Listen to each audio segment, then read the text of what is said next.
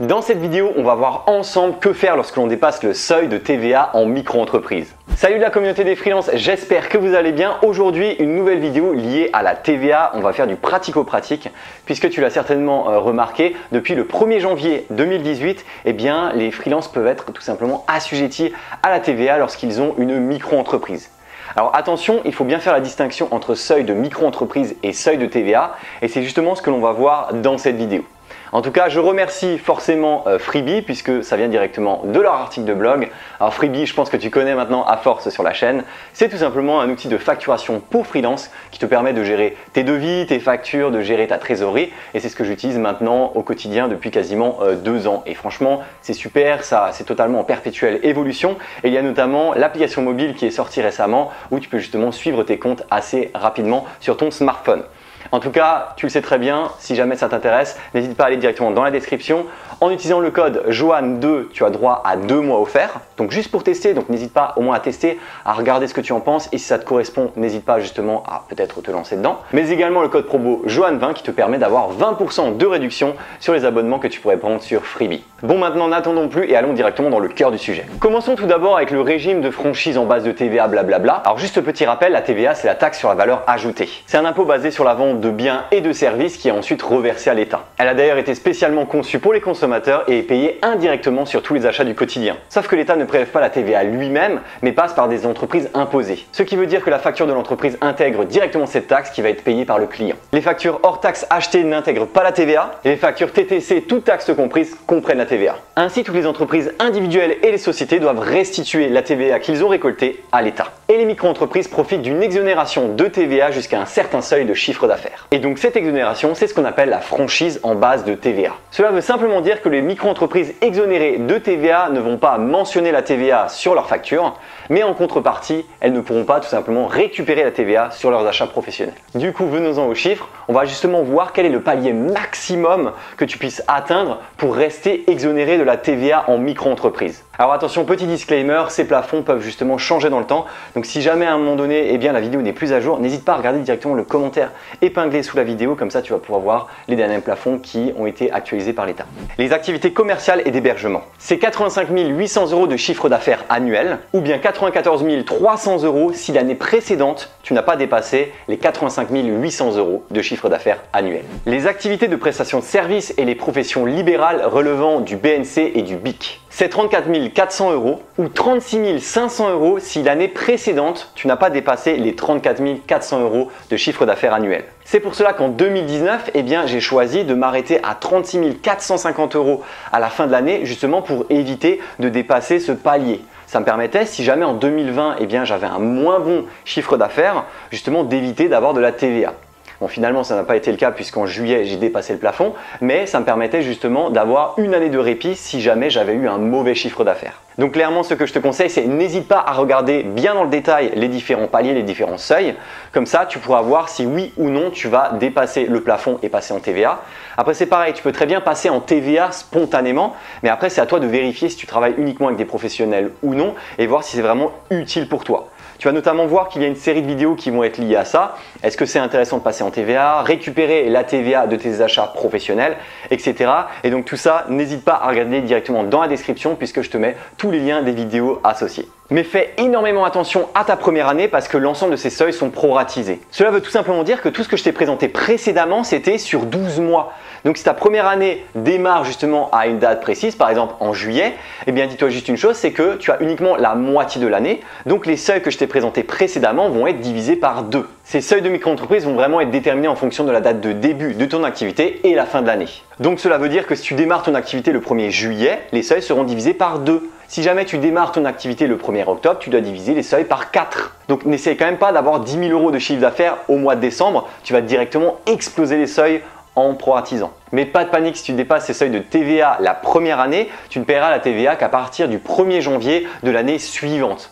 Contrairement à par exemple lors de ta 2e ou 3e année, Si tu dépasses la TVA à partir du 7e mois, eh bien tu devras directement payer la TVA à partir du début du mois de dépassement. Donc cela veut dire que si tu dépasses les 36 500 € au mois de juillet en faisant de la prestation de service, eh bien tu vas devoir payer la TVA dès le début du mois de juillet. Alors que lors de ta première année, tu vas uniquement devoir payer la TVA à partir du mois de janvier de l'année suivante. Bon, du coup, tu dépasses le seuil de TVA, qu'est-ce qui se passe? Eh bien, comme je t'ai dit juste avant, si tu n'es pas en première année d'activité, eh bien, tu vas devoir payer la TVA dès le premier jour du mois de dépassement. Donc, si jamais tu dépasses le seuil en milieu de mois, il va falloir que tu réédites toutes les factures du mois en question. Donc, moi, ce que je te conseille, c'est directement d'anticiper à quel mois tu vas dépasser ce fameux seuil de TVA. Et pour aller encore plus loin, prends bien en compte la date d'édition des factures et non la date d'encaissement des factures en question.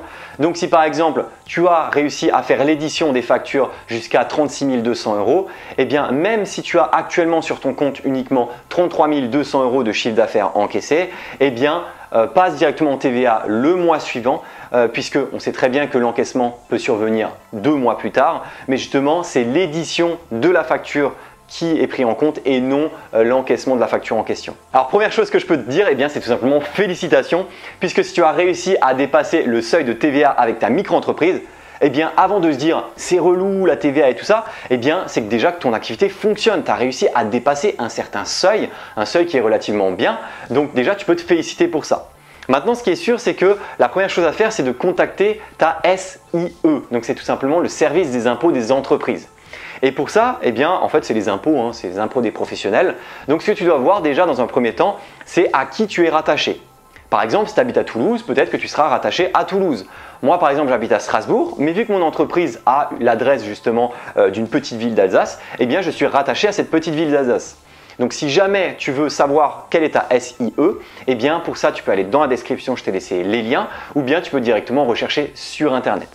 En tout cas, ce qui est sûr, c'est que eh bien, ça dépend tout simplement de l'adresse de domiciliation de ton entreprise. Moi, je sais très bien que c'était super pratique d'avoir une petite ville, donc service d'impôt avec une petite ville, puisque dès que je leur téléphonais, dans les 30 secondes, ils me répondaient. C'était clairement pas l'URSSAF, d'accord? Donc en tout cas, c'était ultra pratique parce que je pouvais leur poser toutes les questions. Et donc grâce à ça, j'ai pu directement demander mon numéro de TVA. Et en une semaine, j'avais mon numéro de TVA et je pouvais directement l'implémenter dans mes futures factures, donc du mois de dépassement. Et donc ce fameux numéro de TVA, eh bien il faudra que tu l'affiches sur chacune de tes factures. Mais en contrepartie, tu vas pouvoir déduire la TVA de tes achats professionnels et ça clairement c'est cool. Et pour cela, si tu veux en savoir plus, eh bien je te laisse une vidéo directement en fiche ou bien dans la description. Comment choisir son régime de TVA? Donc comme on l'a dit avant, eh bien tu contactes directement ton service des impôts des entreprises, ils vont te proposer différents régimes de TVA. Moi par exemple, ils m'ont directement proposé les régimes de TVA annuels ou bien mensuels.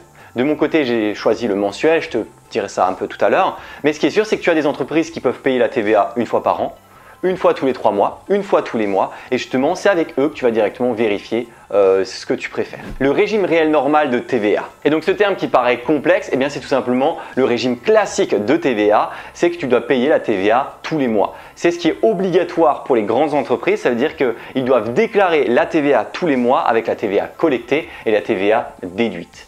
Et si jamais toi tu sélectionnes ça en étant micro-entrepreneur ou auto-entrepreneur, enfin c'est le même mot, hein, eh bien tu vas être tout simplement en régime mini réel. Et du coup c'est quoi ce régime mini réel de TVA? Eh bien c'est exactement le même régime que je viens de te dire à l'instant, sauf que ça s'appelle mini réel.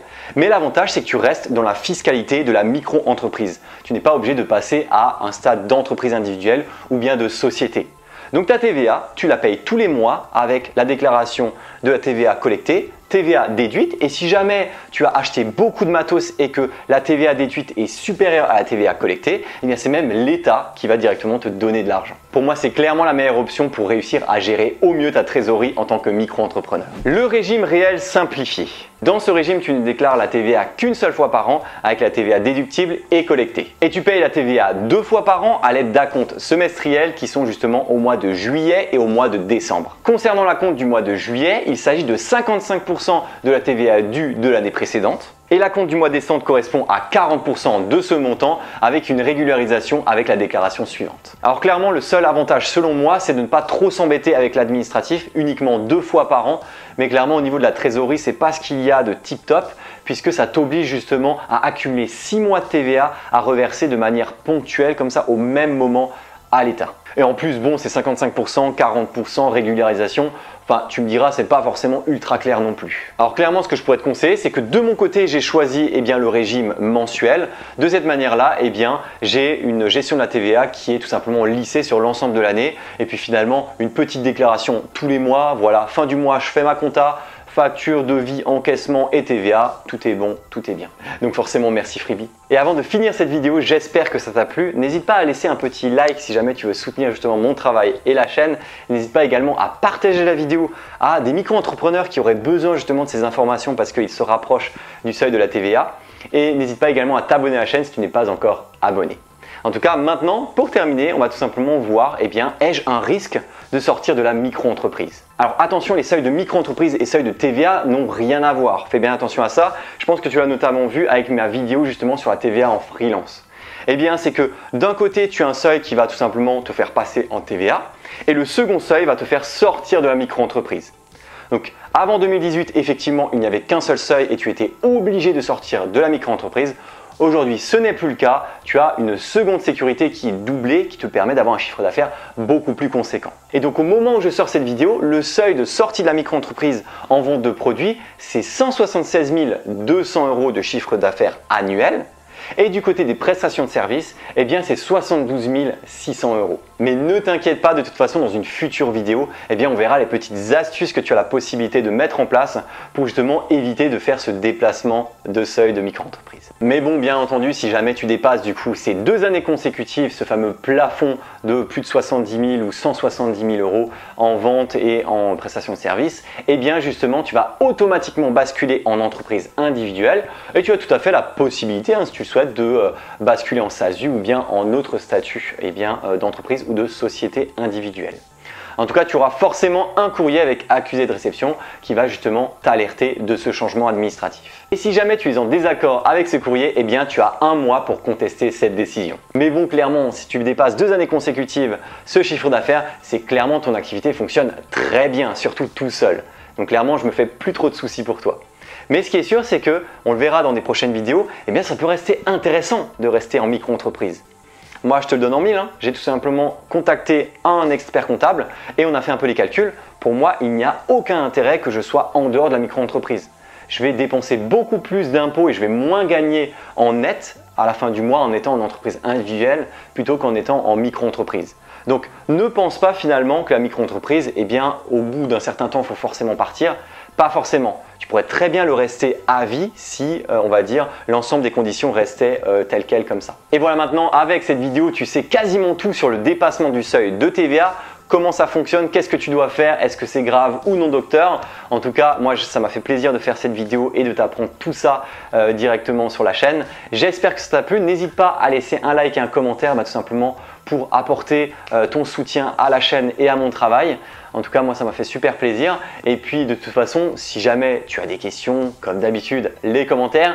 Je remercie comme d'habitude Freebie puisque c'est grâce à Freebie finalement que ma compta elle est ultra simple en micro-entreprise et de toute façon l'équipe d'Antoine c'est leur but, c'est tout simplement de simplifier au maximum la compta. Donc si jamais ça t'intéresse, n'hésite pas, tu as toujours 2 mois offerts et 20% de réduction sur tes abonnements sur Freebie. Donc moi ce que je te conseille, teste Freebie pendant 1 ou 2 mois, regarde si ça te convient et tu verras vite si tu gagneras du temps avec cet outil.